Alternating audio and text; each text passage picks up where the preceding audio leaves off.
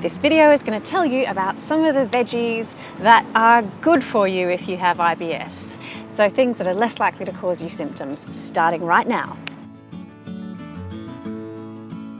G'day, Anna Cheney from Sydney. I love to inspire people with new ideas on how to live a better healthy life and a life that matches the way that you want to live. At the end of this video, I'll also give you some other tips about foods that you may not have considered, so make sure you watch to the end. There's over 30 of them, so get ready. If some of you would know I don't have IBS anymore, you can watch my story here. These veggies are mostly based on the FODMAP diet, which some of you would know, which is based around the sugars that tend to sometimes ferment in our gut and cause various problems. So these particular veggies that I'm going to mention have a low FODMAP. So let's get started with the A's. Alfalfa, artichoke and aubergine get the tick from me. Alfalfa I love to put on salads, and aubergine can be nice to roast in the oven with a few other veggies. Bean sprouts, bamboo shoots, broccoli heads, only the heads, and bok choy all get the go-ahead from me as well. Bok choy is really great to throw into a stir fry, and just be aware with the broccoli that it's better to just use the heads and not the stalks. Often the stalks are too fibrous and might cause you bloating and other upset tummy incidences. That was an interesting sentence, Anna. Capsicum, cabbage, Chinese cabbage, cucumber and carrot. Capsicum, make sure you go for the red capsicum, so red pepper. Carrots are really good, they're low FODMAP and you can eat them raw as well. Chinese cabbage, you can throw that into your stir fries or other stews that you make. And of course there's cucumber. Cucumber and carrot you can eat raw as a snack. Of course you would know that. Just a top tip from me though as well is that with IBS it's often better to cook your veggies. So you might find that you're better off eating carrot when it's cooked. Some people with IBS find that that's actually no problem at all to eat raw carrot. So see how you go with that. As for the G's, ginger is a go.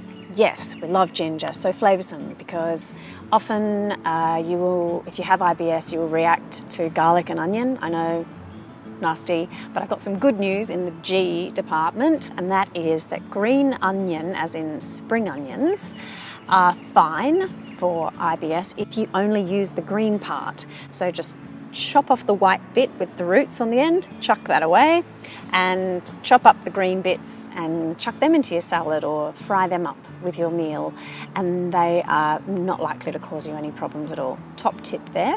Green beans, also fine. Kale and lettuce, really leafy greens. Same with spinach, baby spinach and English spinach, SILVERBEET. These are all greenery that you can get your vitamins and your iron, and they're not likely to cause you any problems, so go for it. Okra, another green. I'm not really a big fan of okra, to be honest, but some people love it, and so that can be chucked into your stir fries if you've got a love of Asian food. There's so many wonderful flavours that you can create without using onion and garlic, so get creative. Pumpkin's a funny one because Japanese pumpkin is absolutely fine. Butternut pumpkin, not so good.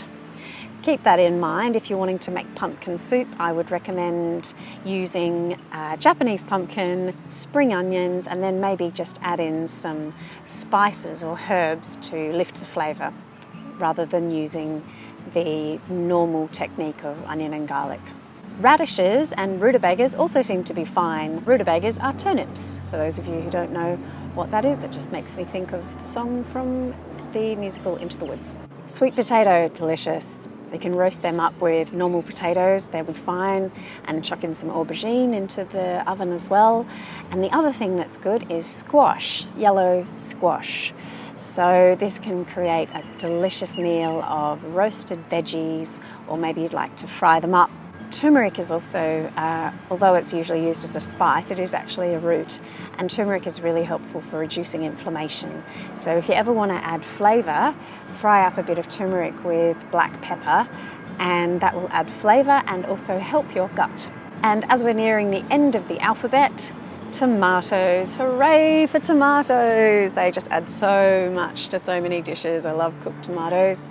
You can use tinned tomatoes or fresh tomatoes or baby tomatoes, cherry tomatoes, Roma tomatoes, whatever you can get your hands on. And they add colour and flavour and shouldn't cause you any symptoms. Another thing you can add to your meals is water chestnuts, also yams, and whitloaf is another thing that's on the list. So you can add that to your salads or onto toast or sandwiches or whatever you want to make. Before I go, I would like to give you some other tips as well. I was really surprised to discover that although some veggies are not so good for you if you have IBS, if you buy them canned, they seem to be fine. Weird. So here they are, beetroot and baby corn. Who knew? Buy them canned, you should be fine. Same with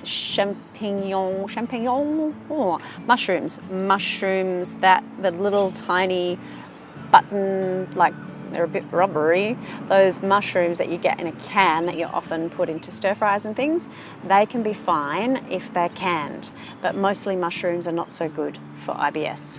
Top tip. Black olives and green olives seem to be fine because they're pickled, same with gherkins in vinegar.